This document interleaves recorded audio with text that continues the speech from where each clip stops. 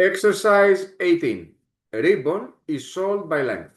If Taylor spent 36 on ribbon that cost $4.50 per yard, how many yards of ribbon did Taylor purchase? Okay, so we know that each yard, that 1 yard costs $4.50.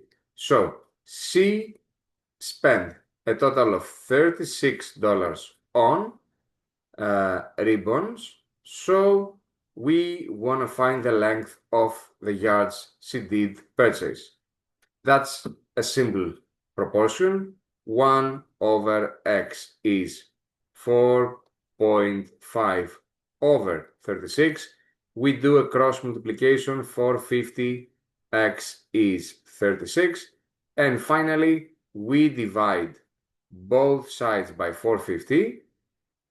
36 over 450.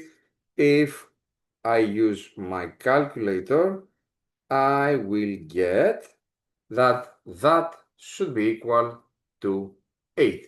So she bought 8 yards of ribbon. The right answer is B.